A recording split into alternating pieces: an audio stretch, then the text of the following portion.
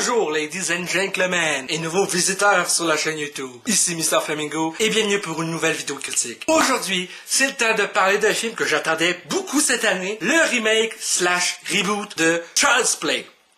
Comme dit il y a quelques instants, ce film est à la fois un remake et un reboot de la saga Child's Play. Don Mancini n'a ici aucun rapport avec cette nouvelle version. Il a même refusé d'être mentionné pour dire que c'est basé sur son œuvre. Donc l'histoire de ce reboot est similaire, mais pas tant que ça, à l'original. Et je m'explique. Dans l'original, le détective Mike, qu'on voit aussi dans ce nouveau film, mais interprété par un autre acteur, donc Mike, le détective, chasse Charles Lee, qui transfère son âme avant de crever dans une poupée.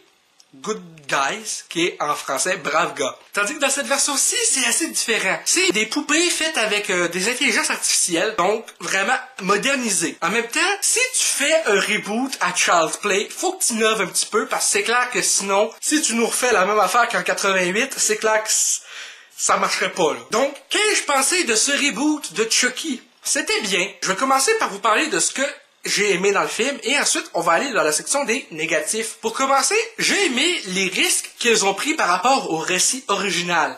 C'est-à-dire de ne pas avoir un tueur psychopathe qui rentre son esprit dans la poupée, mais que c'est en fait une IA défectueuse. Le jeune qui joue Andy, donc Gabriel Bateman, est un acteur très talentueux. Je l'ai découvert dans le film Dans le Noir. De le voir dans ce film-ci démontre beaucoup plus l'ampleur de son talent en tant qu'acteur, puisque dans Lights Out, il y avait un rôle notamment plus petit, donc vraiment moins important. Il jouait le rôle du petit frère de Teresa Palmer, tandis qu'ici, il joue vraiment le rôle principal de ce film, en plus d'être accompagné d'Aubrey Plaza, qui joue sa mère, Karen. Et oui, Aubrey Plaza est assez jeune pour jouer une mère, elle a quoi, début trentaine? Mais c'est expliqué dans ce film-ci qu'elle a eu son fils assez jeune. Je pense que ça tient la route qu'une mère d'un enfant de quoi, 13-14 ans, et qu'elle est elle-même fin vingtaine dans ce film. Ça fit un peu avec, de nos jours, il y a de plus en plus de personnes qui vont voir leurs enfants jeunes. Mais l'âge de Karen n'est pas établi dans ce film. Tout ce qu'on sait, justement, c'est qu'elle a eu son fils jeune. Une particularité que ce Andy-là a, contrairement à la version originale, c'est que oui, non seulement il est plus vieux, mais aussi il porte un appareil auditif à l'oreille gauche, il me semble, parce qu'il est malentendant. Ça, c'est un point qui, je pense, rend le personnage un peu plus intéressant, puisque c'est un point qui est abordé aussi dans le film. Et j'ai vraiment aimé les performances des acteurs en tant que tels. Il y a aucun de ces acteurs-là, principaux dans ce film, qui me semblait, personnellement à moi, de trop dans l'ensemble du film. Et j'ai trouvé vraiment l'histoire bien amenée, quelque chose qui se renouvelle, que c'est pas juste nous redonner du réchauffé par rapport à la franchise Chucky, mais plutôt de nous offrir quelque chose de totalement nouveau. J'aime vraiment ce film par rapport à l'innovation que ça nous amène. Il se contente pas juste de nous redonner ce qu'on a déjà vu dans un sens.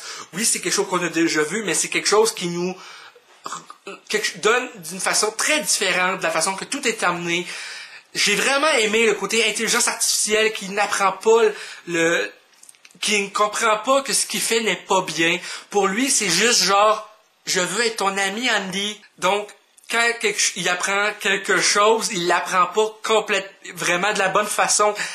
Cette IA-là est tellement défectueuse de la façon qu'elle a été programmée, et je vous révélerai pas pourquoi, mais je pense que cette IA-là est quand même attachante de certains points de vue, parce que tu sais que cette IA-là, elle fait pas quelque chose de correct, mais tu sais que aussi cette IA-là, elle sait pas que c'est pas correct. Pour Chucky dans ce film, c'est normal, il veut juste aider, entre guillemets, aider. Parlons maintenant des points un peu plus négatifs que j'ai envers le film. Premièrement, l'apparence de Chucky ne me plaît pas forcément au complet.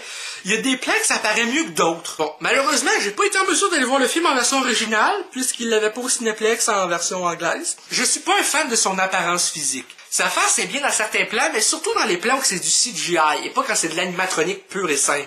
Mais des fois, c'est juste vraiment moche. Un autre point négatif, il y a des scènes qui ont été montrées dans les bandes annonces qui ne sont pas dans le film. Roll the clip! If you know something, you better tell me. Something's wrong with Chucky. Mis à part ces deux scènes-là, qui auraient rajouté, selon moi, beaucoup plus d'ampleur, et peut-être même qu'il y a eu d'autres scènes qui ont été coupées qui n'étaient pas montrées dans les bandes annonces, je pense que ça aurait montré plus de la relation entre Mike et Andy, tu sais, le policier qui enquête sur tous ces meurtres-là. On le voit enquêter, mais pas assez. On le voit juste enquêter sur les scènes de crime, on le voit pas enquêter plus sur Andy puis sa mère, puis sur la poupée, comme dans l'original, où que c'est genre, il y a quelque chose qui marche pas avec Chucky, c'est Chucky qui fait tout ça.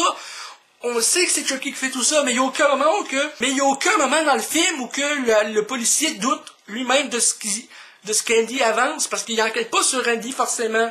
Et ça m'a déçu un petit peu. En dehors de ça, puis de l'apparence faciale de Chucky, donc après avoir abordé tous ces points avec vous, c'est le temps du verdict final.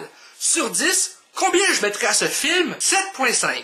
Oui, c'est un excellent film qui, je pense, vaut le détour. Donc, si vous êtes fan de la série originale puis que vous voulez aller le voir, dites-vous juste que le film va beaucoup dans ce qui est différent, en mettant le personnage d'Andy plus vieux, la mère plus jeune, le détective est pas aussi présent dans celui-là que dans l'original, mais la réalisation est très bonne. J'ai aimé le script, l'innovation que ça apporte en général. Donc c'est tout pour cette vidéo critique de Child's Play. J'espère que ça vous a plu. Si c'est le cas, n'hésitez pas à me le dire dans les commentaires, à laisser un petit like, ça fait toujours plaisir, et un abonnement à ma chaîne pour de nouvelles vidéos chaque semaine. Sur ce, à la prochaine les cocos.